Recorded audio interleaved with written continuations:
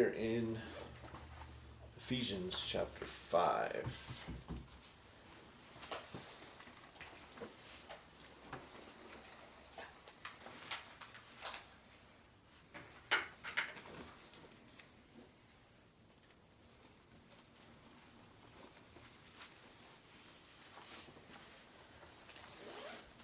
And in this section,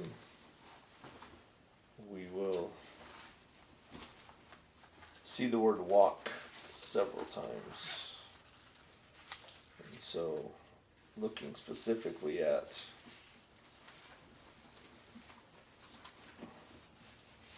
how we should be responding to the truths that have been presented so far. The truths about what God has given us, the truth about the power that we have access to and how we appropriate that, the purpose of the church, the unity that we are, the giftings that we've been given. So all of these things that we've been seeing as a foundation are now to produce something outwardly. Again, everything else has been creating an understanding of who we are, what we have access to, what God has called us to, the power and authority, the giftings, all of those things that have been given. And then what we're going to see in chapter 5 and 6 is the outpouring of the result of that. So chapter 5, verses 1 and 2, therefore, so as a result of everything that has been presented, therefore be imitators of God as beloved children, and walk in love, just as Christ also loved you and gave himself up for us, an offering and a sacrifice to God as a fragrant aroma.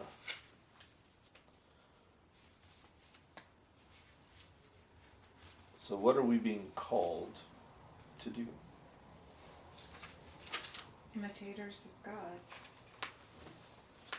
as beloved children. So we're to channel God through us in how we respond to those around us. What does that mean? Imitators of God as children. Well, Jesus was a sacrifice. It means that we put aside our personal desires for the goal of serving others in love. We don't insist on our rights. We give up our rights.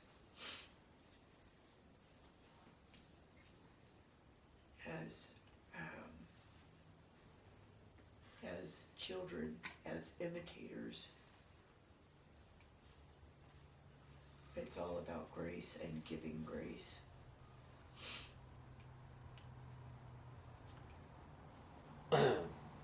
Makes me think of what you guys shared about the peekaboo. There is an age that children go through where their whole attention is on the adult, father, mother.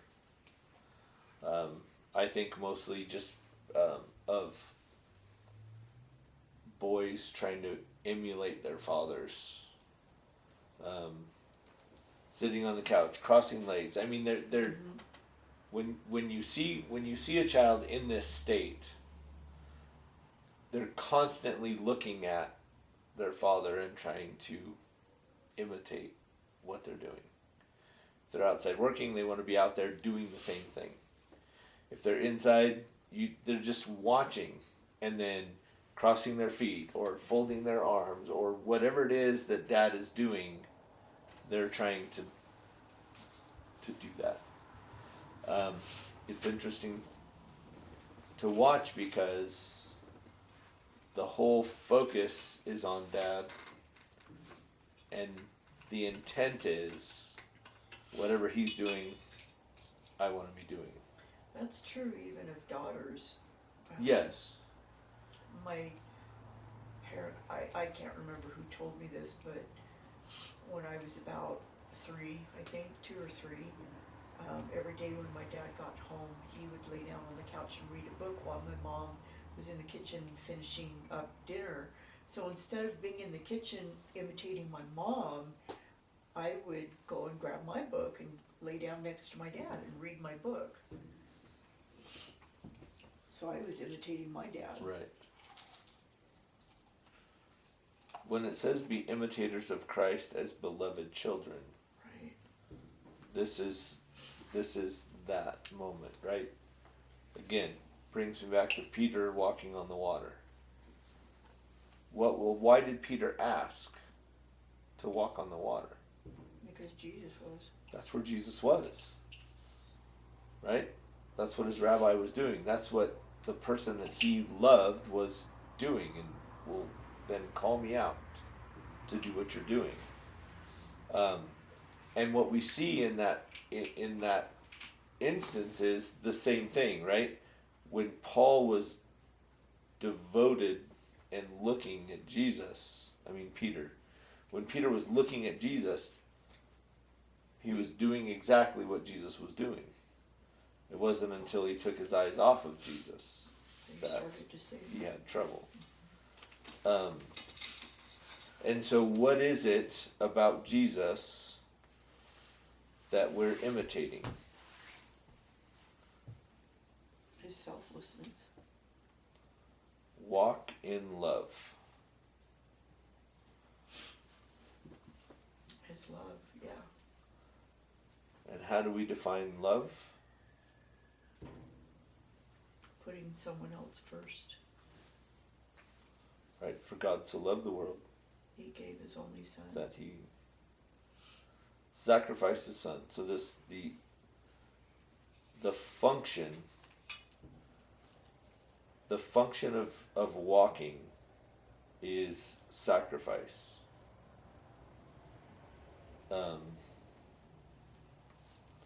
Now again, who can offer a sacrifice? The high priest. Well, no, the priests do. Any priest. Any priest, okay. The function of the priest is to offer a sacrifice. So again, this in this call of imitation is embedded as Jesus is the high priest. We must function in the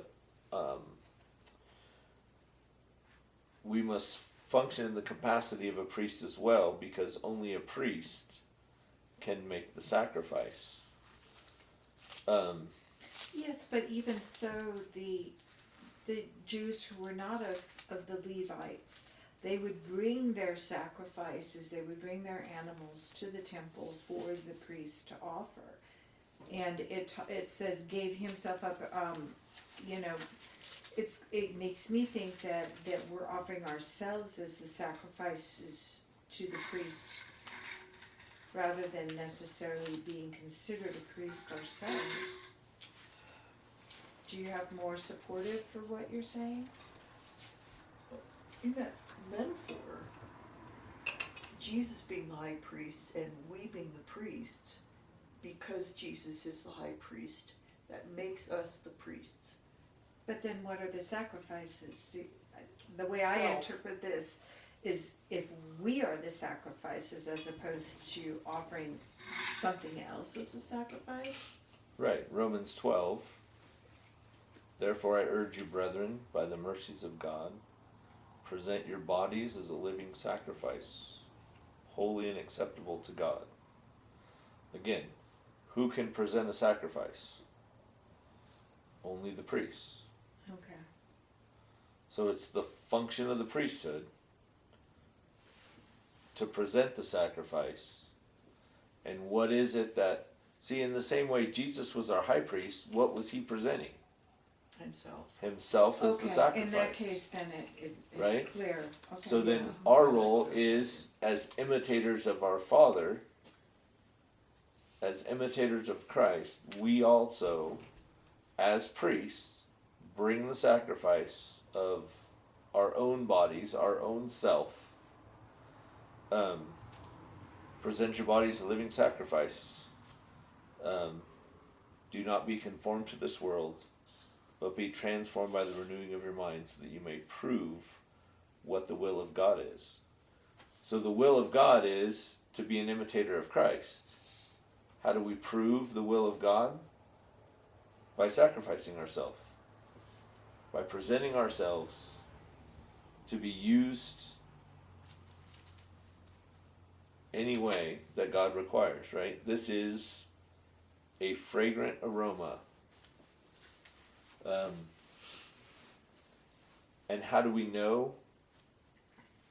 How do we know that that Jesus' sacrifice was sufficient? Because he rose. He overcame death. He wouldn't have, if the sacrifice was not sufficient, he wouldn't have risen from the dead. So God the Father also seated him in the That's it. heavenlies, That's it. which gave him the authority at Right. that point. So the four aspects of the Christian faith is incarnation, right? God in the flesh. Crucifixion, death as the sacrifice. Resurrection, demonstrating the power of God over the consequence of sin. And then ascension into heaven as the approved sacrifice, right? Being seated at the right hand of God. Shows the acceptance, the worthiness, the satisfaction of the sacrifice. Could you say those one more time? Incarnation. Crucifixion, Okay. resurrection, and ascension. Those four tenets of Christianity are Christianity, right? You can't be like, well, I'm a Christian, I don't necessarily believe that Jesus was born in the flesh. Or I'm a Christian, but he swooned on the cross and wasn't truly dead. I mean, none of these points can be Compromised. right.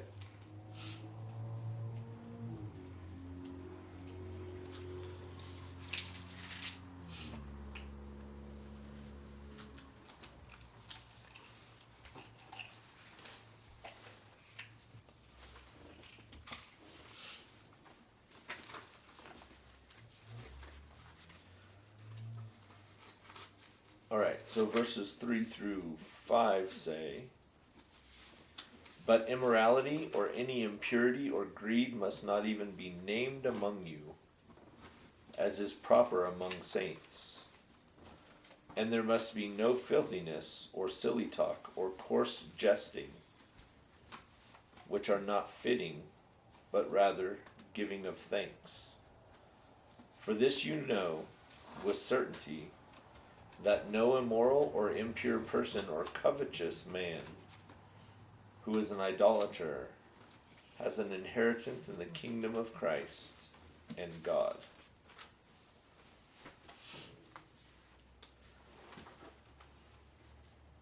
So this list of things, because the first couple verses, be imitators, present yourself as a sacrifice. And then this list of things. Why this list?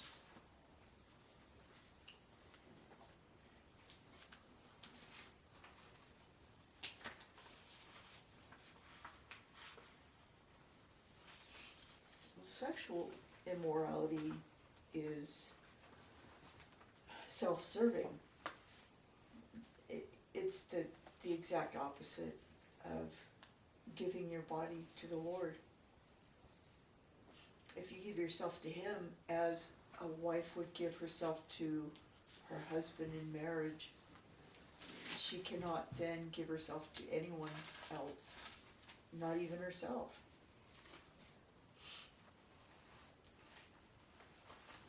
So we can't either.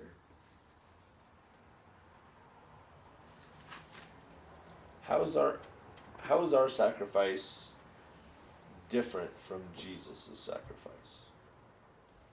Well, Jesus sacrificed even just on the level that he is God, that he assumed a human position, which was Sure. not a heavenly position at that point. Correct.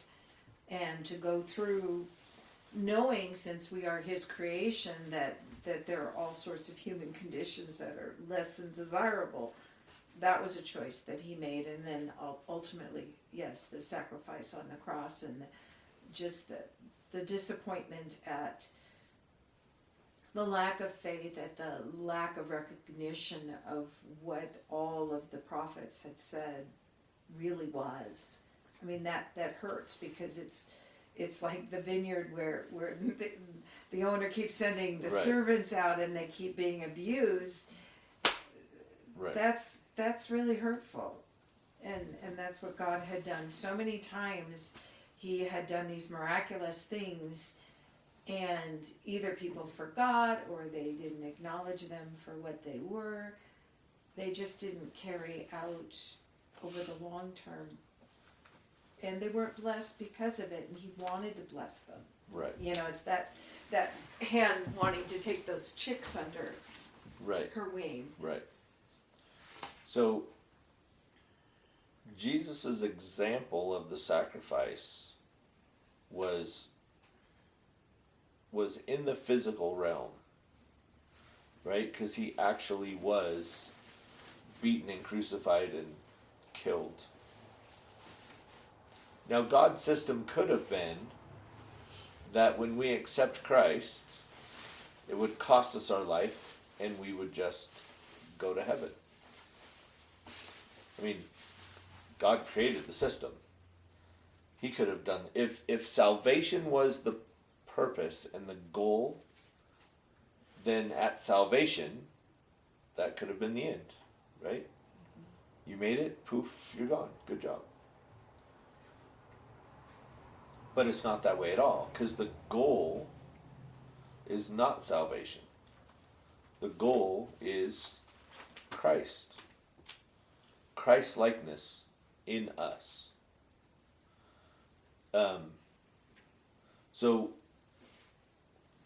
So what Christ had to do in order to be the worthy sacrifice was he had to overcome the world. He had to overcome the physical, the emotional, and the spiritual forces of the world in order to be the acceptable sacrifice.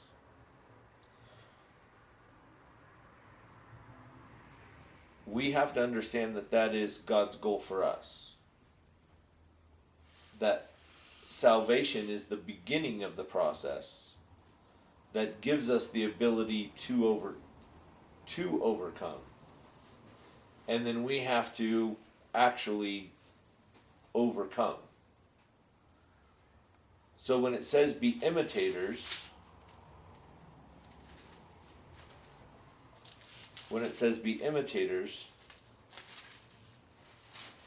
it's talking about imitating Jesus's overcoming of the things that he did. So,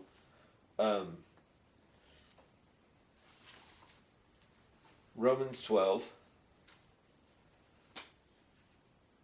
says, "Do not be conformed to this world, but be transformed by the renewing of your mind, so that you may prove what the will of God is, that which is good and acceptable and perfect."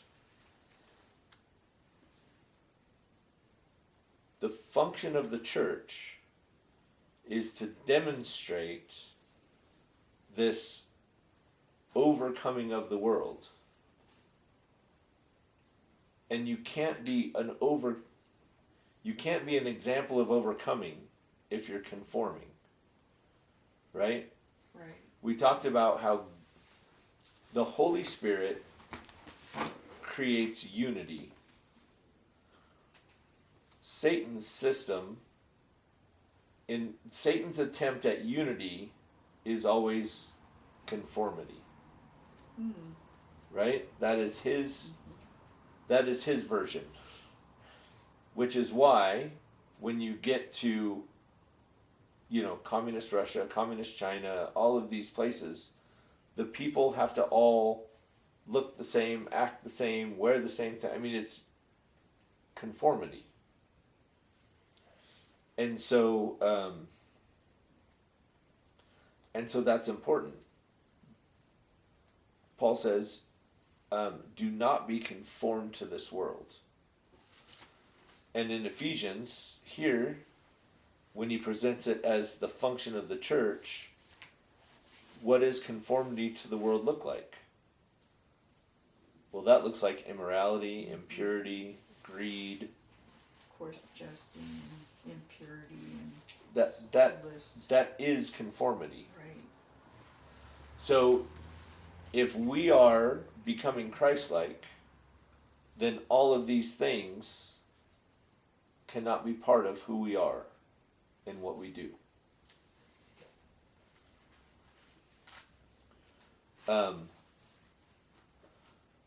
Verse 4 after the list says, but rather give thanks. Right. Give thanks because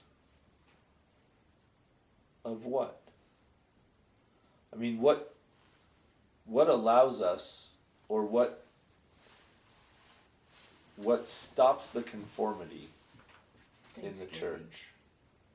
Oh, unthankfulness, being. What stops the conformity in the church? What stops the conformity? What stops us from being like the world? Oh, thankfulness does. Gratefulness. Well, that's kind of the opposite of covetousness of other people's things, but we're talking about something larger here than just that one aspect. Are you looking for the strength that we are given by God to overcome the world? So, chapter 1, all the things we've been given. So, you said covetousness, right? What is coveting? Wanting something you don't have. Wanting something you don't have. What is thankfulness? Praising God for what you do have.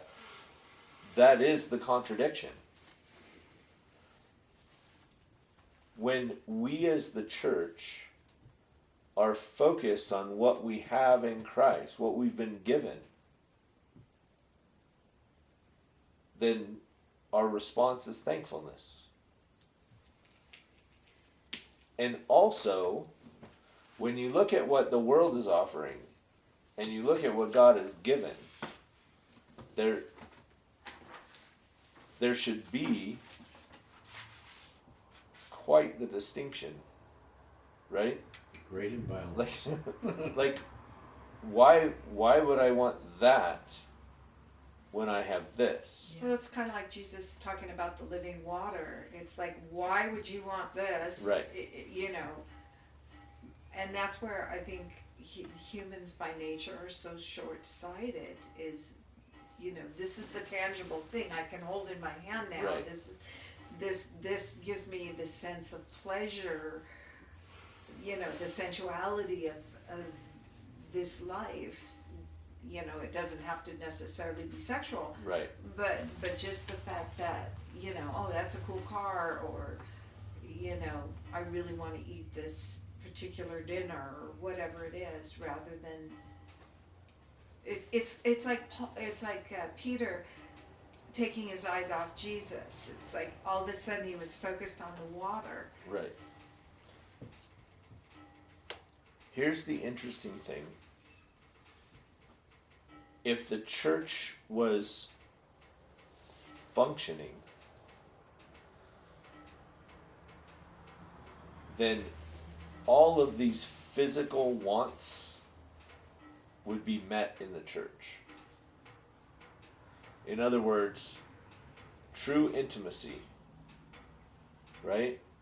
Where you are confessing one to another, and they're confessing to you, and that depth of knowledge would meet such core needs that what the world has to offer isn't attractive. Physical needs being met. When you look at the first church, they were all meeting together in each other's homes. They were all sharing food. They were sharing what everyone's need was being met, right? So they're looking at the religious system of repeated sacrifice, and they're looking at Jesus as the perfect sacrifice. Like, why was that so attractive to me before? Those poor people who are going to the temple to sacrifice yet again when Jesus is everything they could need, right? The draw, the power of being recognized by the Pharisees and the Sadducees,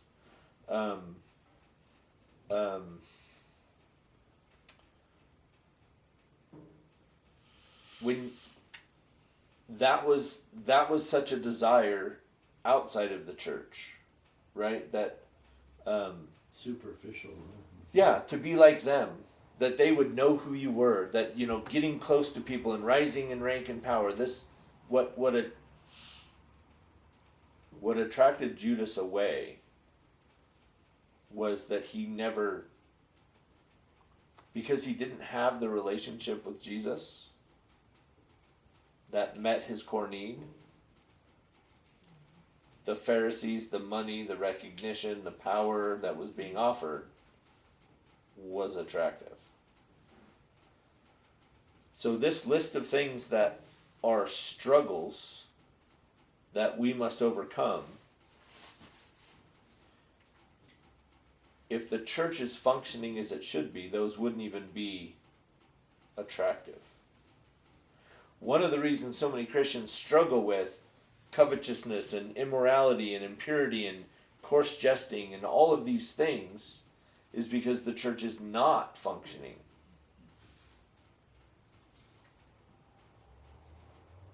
So when you're looking at the world and you're looking at the church, you're like, there's not much there. And so the less effective the church is, the more attractive the world becomes.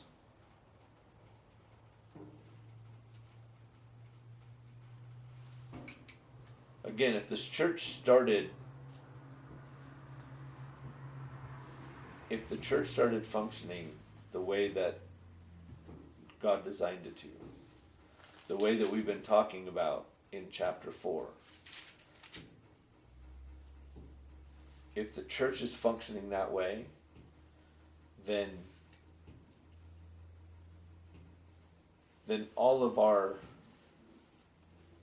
desires would be being met,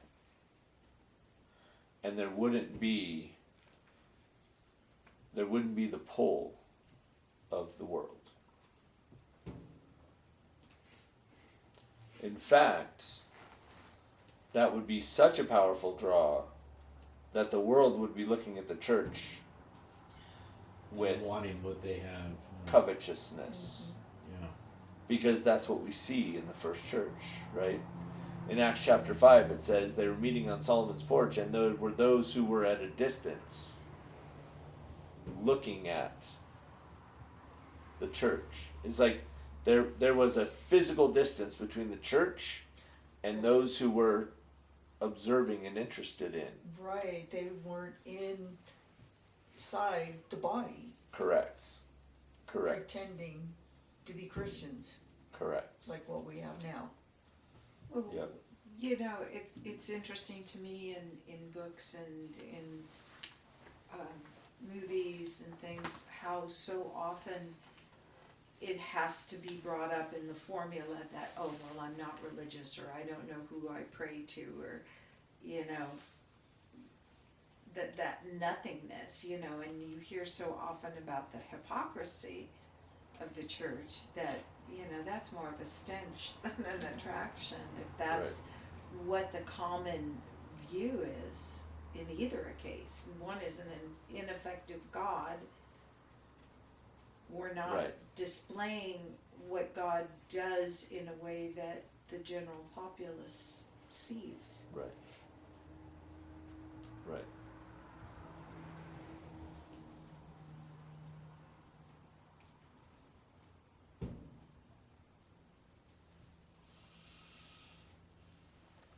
It's pretty disturbing.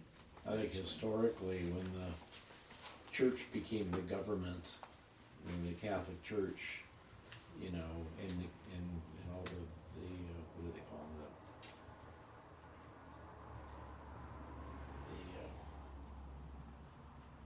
where the church was trying to, you know, purge, what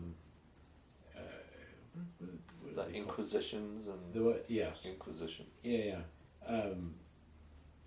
That was man going in there and trying to make the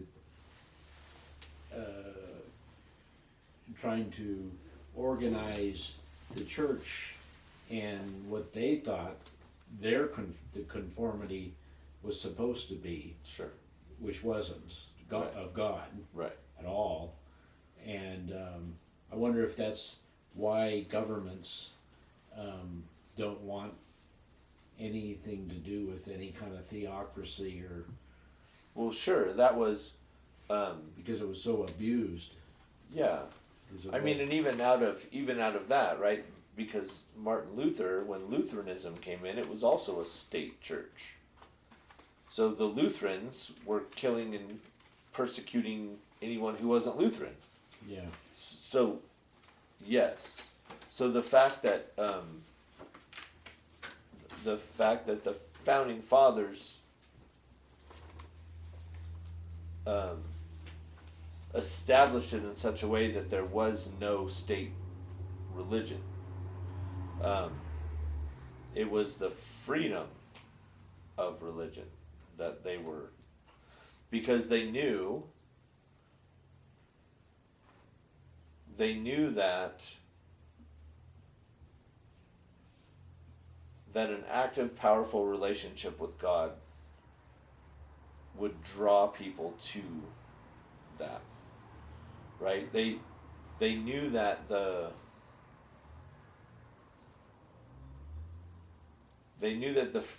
allowing people to freely pursue religion. There's many of them who were writing that the Christian religion, because they were actively evaluating religious systems. Thomas Jefferson, when he the first war that America fought as a nation was against the Islamic terrorists and pirates. So when they were trying to, well, for the first 15 years, America paid ransom.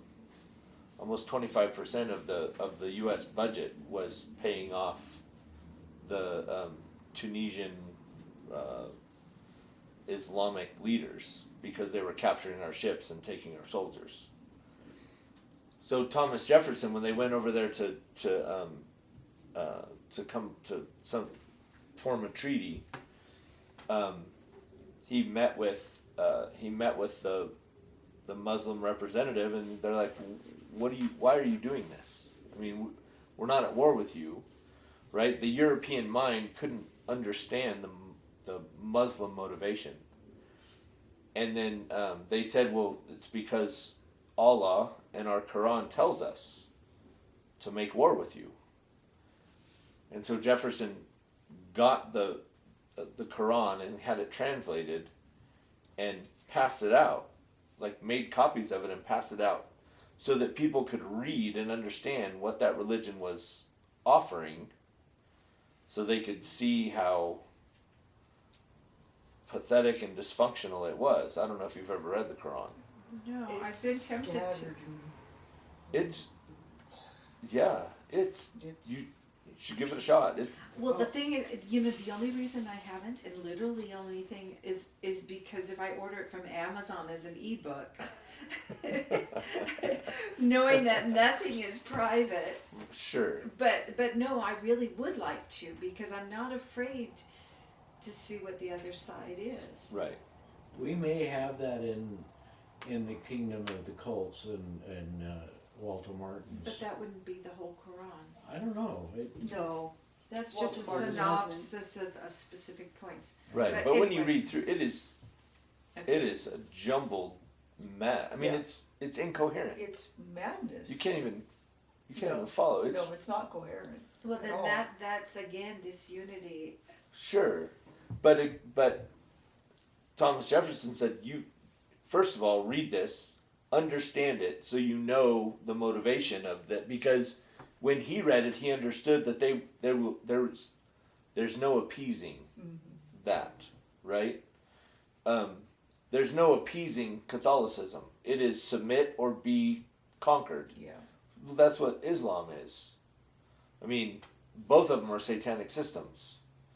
They're just reaching out to different groups, and Satan will bring them together. He's already starting.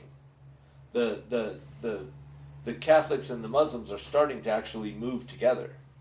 It's really amazing, right? Because the Greek Orthodox and the Catholic Church are trying to mend the schism that's been there for the last 1,000 years. They're actually coming together and saying, we need to get past this. And now you have Catholicism and Islam merging under the worship of Mary and the worship of Fatima, which was the daughter of Muhammad, was Fatima. But there's just like the Catholics see visions of Mary all over the world, well, Muslims see visions of Fatima, the Queen of Heaven. So under the Queen of Heaven, which is the worship of Semiramis, which is mentioned in the Old Testament, this worship of the Queen of Heaven, they're actually bringing together all these major religions. That's scary. Well, that's how you have a one world system, Huh? right? So we're seeing things moving in a direction they've never been before. That's interesting to see. Is that all part of what they envision the one world order to be? Well, that's the political system under this new religion of, see, some people are saying, well, it's the religion of tolerance and wokeness, but that's it. There has to be more of a religious foundation than that. Yeah, that's just issues. That's not Right. not Right. That's not the loyalty to a being. Right. Be it a god or a leadership. Right. Figure. But you can see how people are holding to these ideas with religious tenacity. I mean, it's religious fervor and commitment is irrational, right? But it's sort of built in too. Sure, but even Christianity is irrational because God is outside of Our the creation, understanding. right? He's beyond. So there's no way to rationalize what he's asking us to do, right? Turn the other cheek. That's irrational. I should be protecting myself. I should be defending myself from humiliation and false accusations. And Jesus says, no, you're not to do that. That doesn't make sense. So you see these people taking on these issues like abortion. What they're saying about abortion is irrational. we're going to be back in back alleys with coat hangers again. Really? Were we ever? Really, when half the states have state laws that accept it, and you can, I mean, there's just no, but there's hatred and vitriol to anyone who opposes, and there's this irrational fervor of, well, that's a religious fervor that's being expressed. Yeah, It's satanic. Yeah. But it's very much a religious reaction. And so what they're holding to, I don't even know if they can define it. But when Antichrist comes, that will all be drawn together as one world system of worship.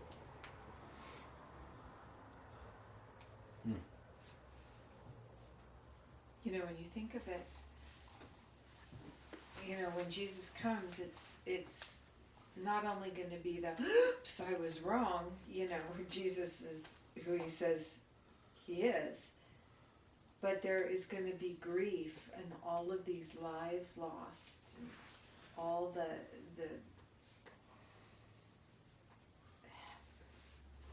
waste. The Jews that are alive see Jesus coming and go, oh, we were wrong. Those who believe during the tribulation it costs them their life. What's interesting, when Jesus comes back from the clouds and the whole earth is gathered and they see him coming in all his glory, there's no, oh, we were wrong. They fight him. They're gathered for war. In other words, there's hatred at his appearance. That way. When you read Revelation, when you get to that point, there's... So how is it that every knee will bow then? Is that part of the defeat, or is that part of a humbleness at some point? It's... The option is this. You bow your knee in humility now, or you bow your knee in forced submission then. In other words, faced with Christ himself and real power, even those who hate the thought of it still must bow the knee.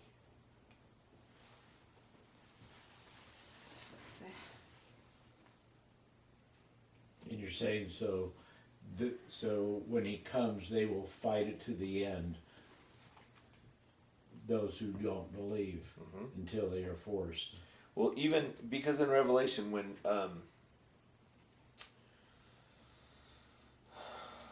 where it says they're running in the caves and they're calling out for the rocks to fall on them, Right. because of the wrath of God and of his Son and of the Lamb, however it's written, they know what's happening. They're not repentant. The message the message up to a certain point is repent. You've got the 144,000. You've got the 2 witnesses. You've got Bibles that have been abandoned. I mean, there is a message of repentance. And when you read Revelation, you see that over and over God is giving them opportunities to repent.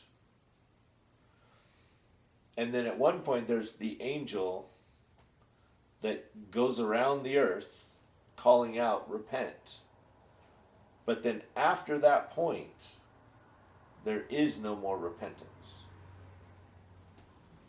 Like all those who would have repented do.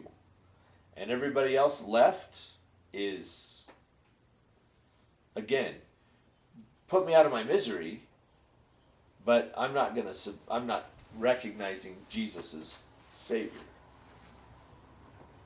And that's different from the 1,000-year reign, Correct. where Yeah, that's where after that. Jesus reigns and you've got that calmness going on, but then it turns dark after that too. Yes. It's like that's what's so amazing to me is you have a season where the wolf and the lamb can be Right. together, but then after that it still goes dark. So, again, Satan's accusation against God is still reverberating throughout creation. We are in Satan's kingdom. This earth is still Satan's control. And so, one of the arguments that could be made against God is, well, you're unjust because if Satan wasn't around, then I could be a good person. Right. If this wasn't a fallen world, I could be a good person. And so that accusation against God is addressed in the 1,000-year reign. Because who is ruling and reigning? Jesus. Jesus. The earth is restored, the lion and the lamb. We have a restored earth without Satan. Satan Right, is he's bound. gonna be locked up, yeah. All of Satan's influence, power, all the fallen angels, all been addressed and removed from the people. So you've got a restored earth, you've got an animal kingdom, you're back to vegetarian, no death. There's no sickness. Well, there's some, right? When it says if a child, if someone dies at 100, it's like a child dying. I mean, the rarity of that. So you have this restored earth.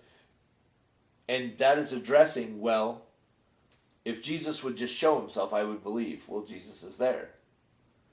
Well, if Satan was bound, well, Satan's bound. Well, if there's no hunger, if there's no war, if there's none of that. It is a restored earth. And Christ is ruling and reigning.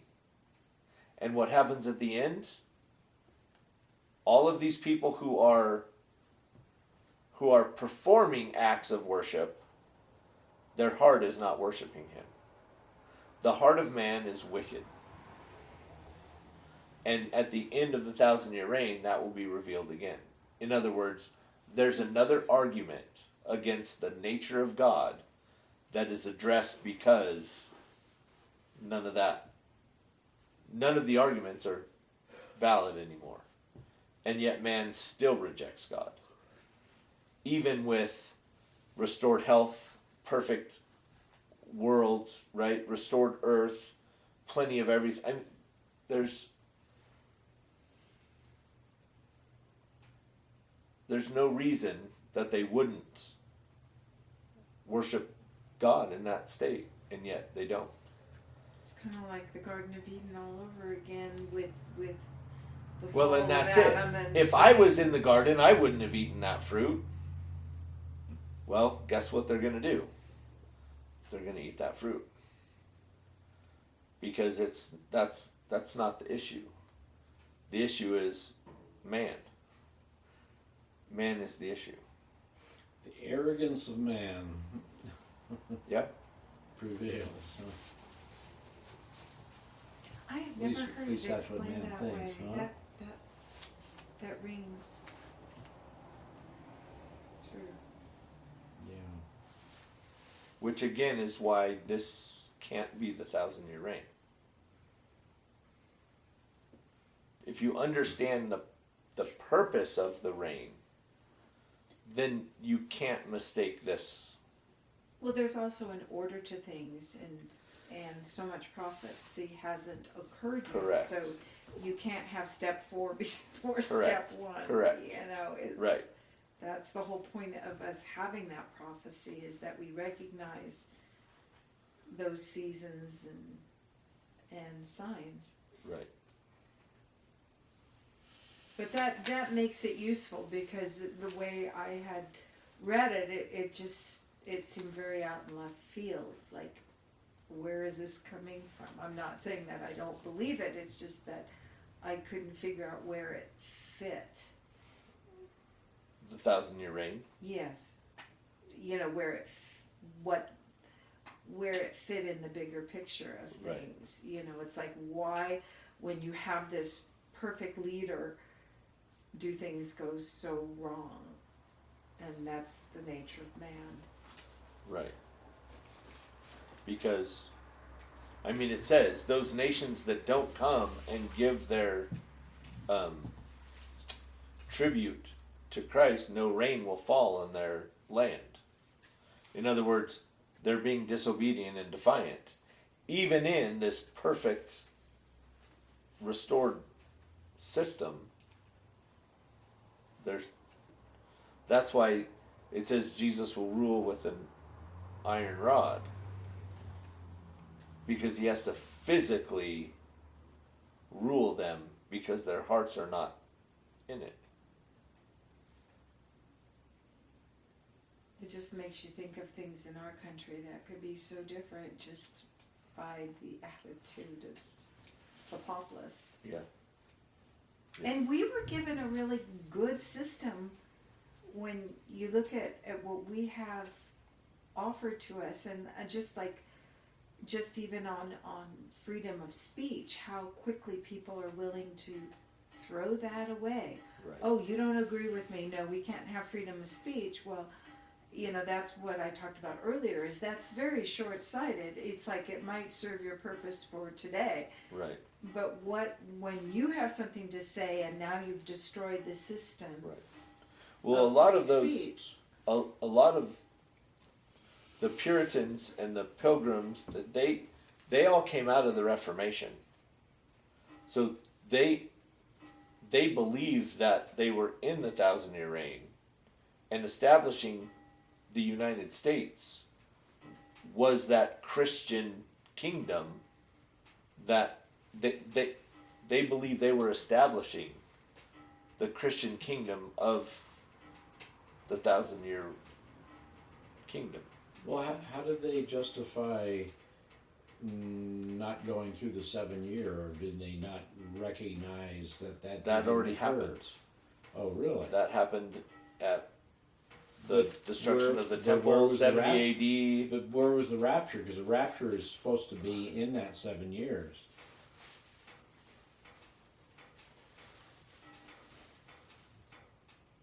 There's some people. that How do they don't- justify there's? Yeah. well, I don't remember. They take the well, nothing is literal. So the tribulation was the series of 10 emperors who persecuted the church. So from Nero to Diocletian, there were 10 intense periods of tribulation for the church. So that's part of it. And then Constantine and Augustine and that whole system.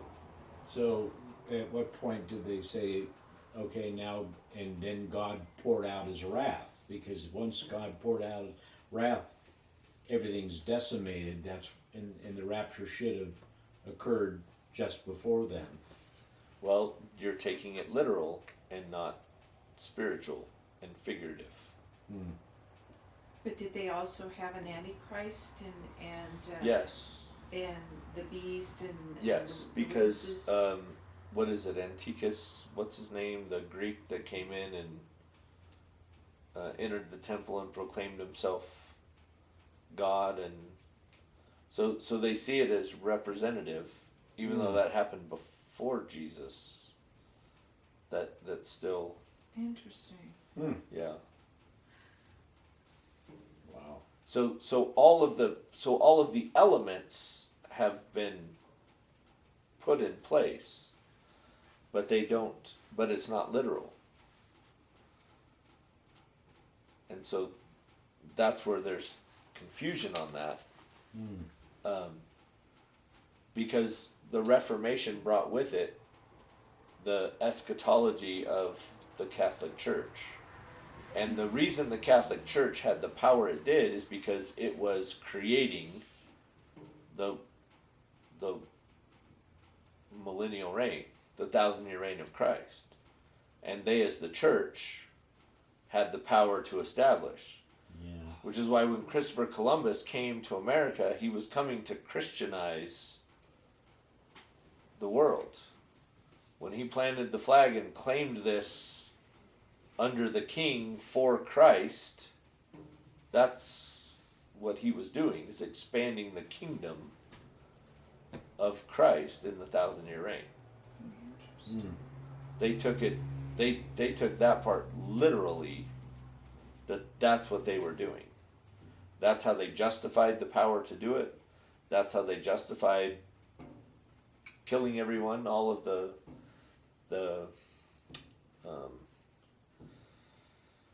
People in Charlemagne. islands and, yeah. Charlemagne was a Holy Roman emperor who was given authority by the church, and in one day he killed 4,500, I forget who they were. The rivers ran red because they were worshiping other gods, and so they wiped them all out. I mean, that was it was the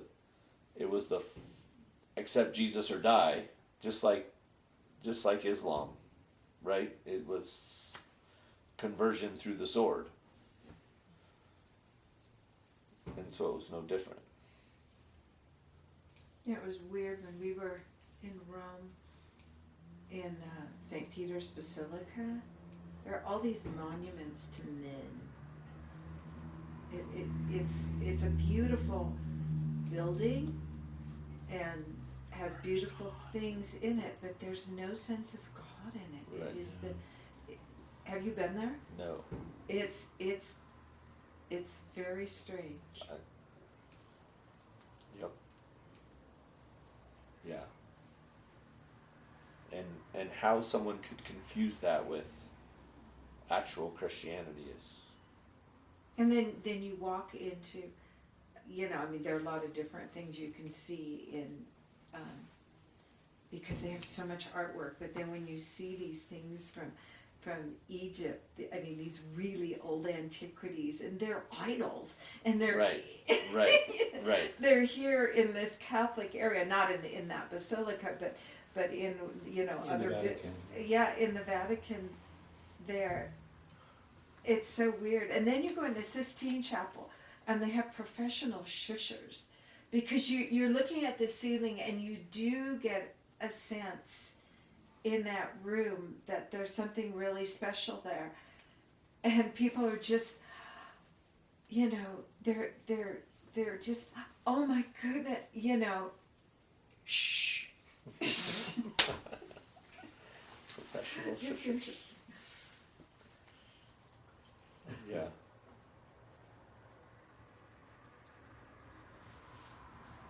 Yeah, it's the same way that man's unity ends up as conformity. Glory has to be created through something awe-inspiring, right? I mean, which is why the Tower of Babel was the Tower of Babel, because it was man's. The pyramids, all of these things are awe-inspiring. To people, not to God. Because right, because the people themselves are not. Right? I mean, the Pope was just a guy. He didn't inspire awe. So what do you have to do? You have to surround him with something that is massively awe-inspiring. Which is what the Medici did. They had Yes. courts of Yes. beautiful people and wonderful food and exotic Right. animals and musicians. Well, and it's funny and because artists. the Renaissance was not a movement of the people. The Renaissance was artificially created by a super wealthy family. I do not know. See, this is where your So- historical background so- is amazing. Because the Medici family, they created courtyard. I mean, they had a purpose and a plan, but they funded it all. Mm-hmm. They created this culture that they controlled, and people bought into because of what they were offering. They employed these artists to propagandize the people with these images that were, I mean, some of them are still religious because it's still the Holy Roman Empire, but they were there was humanism that was being brought in that Oh, yeah, you that look- overshot the religious element of it. Well, I mean, even though there is something really, really special about the Sistine Chapel, there are these figures in there that are like, they're like pagan things. Right. Yes. You know, They were that they bringing were that in. influenced by that. Right. And then there are other things that you go, you know, it's kind of listening to like a piece by Bach or Handel or something. There are elements of the artwork in that building that do feel sacred. Right. But then there are these other things you just go, where did that come from? Right. Well, and that's, again, we're in another similar shift, right? Because what is the World Economic Forum doing? It's using its money to manipulate society and reshaping it into something they want it to be. An image. Yes. But that was, and so we look back at the Renaissance as this epic moment of humanity shifting. No. It was the Medici family who had, I think the Medicis had, what was it, 2 popes and like 6 kings and in different, so they were political and it was politics and business merged in this powerful family who financed the Renaissance. And then now they've died out. Sure. But It's now sad. you have the same, right? You have Klaus Schwab and you have George Soros and Bill Gates. I mean, you have these, the Rockefellers are still there and the Rothschild. I mean, Icons. you still have, There's about 5 families that control the whole world, pretty much. sure, still. And Big what they're people, doing is Yeah. they're putting money and influence in culture through the arts and entertainment to shift into where they want to take it. So, you know, when Solomon says there's nothing new under the sun, No, that's a good there's point. nothing new under the sun. Yeah, yeah. Yeah, I just finished reading an Agatha Christie novel, and it's so interesting because it was written in 1926, and so many of there were little things that were said that I go, wow, you could Right, say that that could have been today, now. You know, like the younger generation does Right. this or that or whatever. It was kind of weird if you didn't. I mean, there were other things that you totally couldn't say now Right. in a novel, but I was surprised. It's Yeah. we think we have a certain level of hubris as humans to think that this generation, Right, and it's Right. not so. right. How many historical major civilizations have gone through the same thing, where they have a rise and their progressiveness and all that other stuff, and then that goes into total lawlessness and then collapse. Right, And we don't Right. learn from history that it repeats itself. right. What's interesting is you don't see that in the Roman Empire. In the Roman Empire, it just shifts and moves.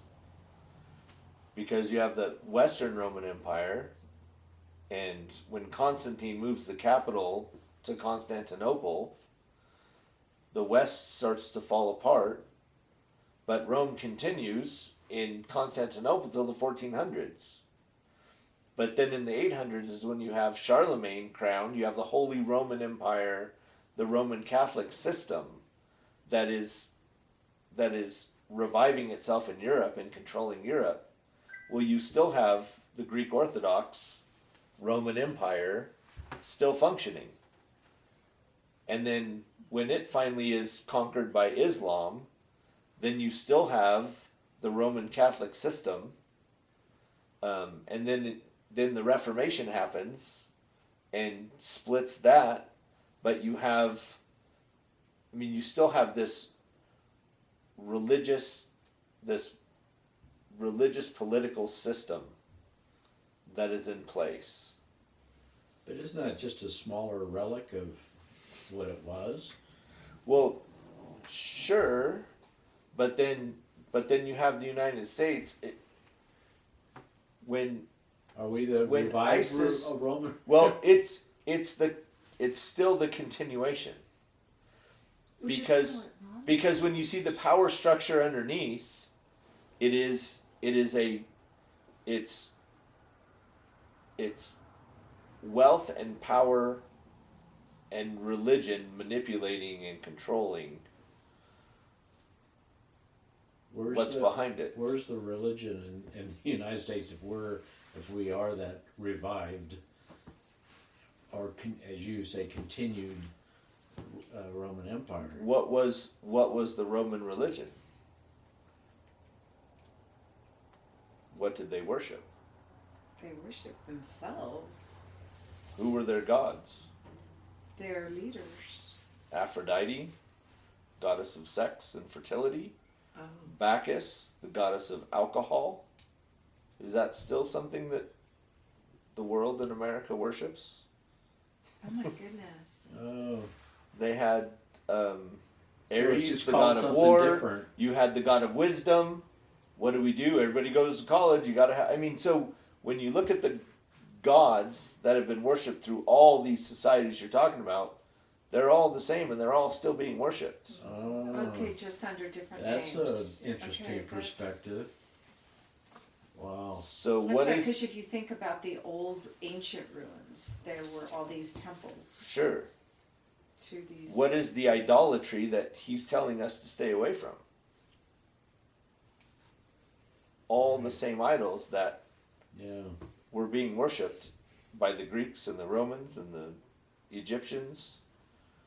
All those gods just go by different names in each civilization. Actually, if you go into the mythology of it, one thing that was interesting to me is that the Greek Empire preceded the Roman Empire, and their statue making was a lot of it was taken off of what they saw from the Greek Empire. Right. No, they just switched names. There's a book called. Do you need to go with Alan? There's a book called Two Babylons by Alexander Hislop, and he goes back and he connects all of these ancient cultures and the gods they worshipped, and traces them through the different civilizations. What's this book called? Two Babylons. So was And his name one more time. Alexander Hislop. Saddam Hussein, was he the revival of Babylon? Okay. Say that again. So was Saddam Hussein, was he the Iraqi version That- of Babylon? He was actually starting to rebuild the city of Babylon. But I was reading, I can't remember where it was. Jeremiah or Ezekiel talks about the destruction of Babylon, and that Babylon will not be that Babylon will not be inhabited. Because there's some people saying that Rome is the Babylon in Revelation, that the city on seven hills and all of these things. But then I'm hearing other people who are saying no, Babylon will be restored, and that's the new Babylon that is. And it's interesting because I think, because the World Economic Forum meets in Davos, but I think they were gonna, where are they meeting? Where did they meet in March? Did they just meet? No, I think they're meeting in May, aren't May. they? Is that in Babylon? That was an interesting, so I'm not sure if actual ancient city of Babylon will be restored somehow, right? A new, like Dubai is now there, center of commerce, and so I don't know that piece, because when I read that Babylon would not be inhabited, I was like, well, wait a minute, what? It's meeting in Davos, Kloster, Switzerland. Again, okay. February 25th. Wait, no. Well, they already met maybe it. no, that may not be it. Hold on. Right. Rescheduled. There was. It is May. The 22nd through 26th of May. Another Does it weekend- say where? Weekend or two. In Davos again. Davos, Kloster, Okay. Switzerland. So maybe it was. Taking the theme of working together, restoring trust. Yes. Yes. Yeah, it was funny because one of the leaders said the good news is that the trust among the elites is higher than it's ever been. Like the elites in charge trust each other. They said, but the trust in the elites from the rest of the world is lower than it's ever been. So that's why this Davos meeting is restoring trust. In other words, how can we get the peons What to buy propaganda in? can we use Yes. Yes. to? It's safe and effective. Yes.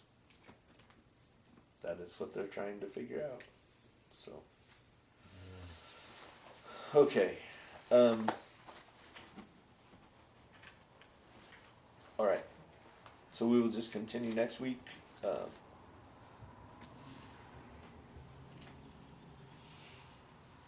Through what is it, 22, where it starts talking about marriage. Mm-hmm. Because a lot of that is connected and related again to what we spent tonight talking about. So we may get into the rest of the chapter. It's also authority. It's also what? Authority. Yeah. The order of Which is things. right. So, all right. So we will pick up with that next week. Thoughts, questions?